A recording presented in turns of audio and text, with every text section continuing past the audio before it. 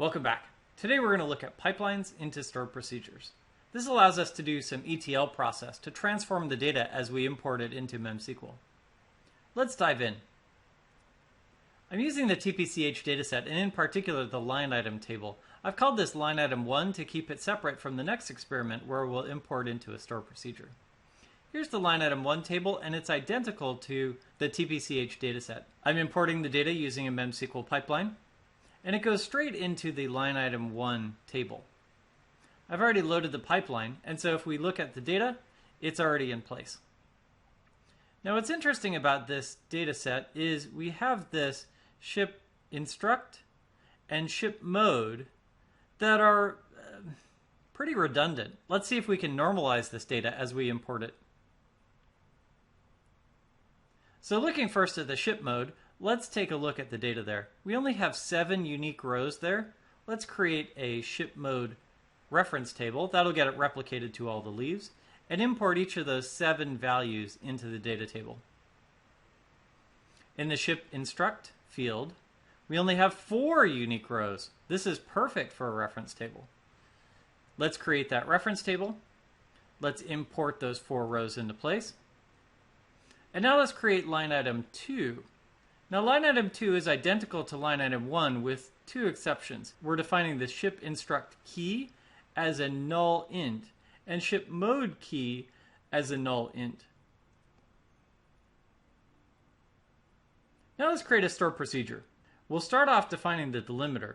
By default, semicolon ends a statement, but we'll have a statement in the middle of our store procedure with a semicolon, so we're going to define a new delimiter that will define the start and end of our store procedure.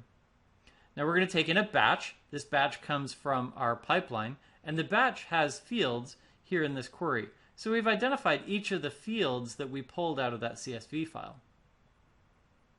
Then we'll insert it, inserting each of the fields, but here we'll insert ship instruct key and ship mode key rather than ship instruct description and ship mode description. We'll get those keys by joining, left outer joining those tables in the way into the store procedure. We're going to left outer join on the off chance that we don't have one of the values that we need. And that's also why we chose to make these nullable columns instead of non-null columns. In time, we may change the store procedure to say, go get distinct values and insert them into the table if we don't have them already. So let's load this store procedure into place. We'll start with our delimiter, redefining that to not be the semicolon, and end with our delimiter, putting it back to semicolon.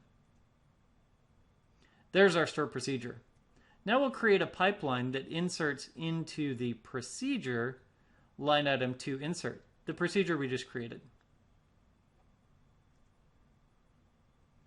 Let's start the pipeline, and we'll start it to the foreground, limit 1 batch, so that we can get a feel for how this will work.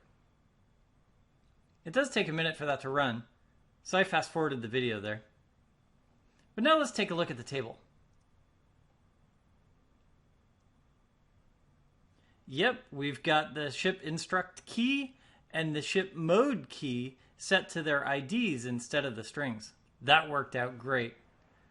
Grabbing a pipeline and ingesting it into a store procedure is no different than grabbing a pipeline and ingesting it straight to a table. We just have the ability to now do some ETL, some transformation on the way through.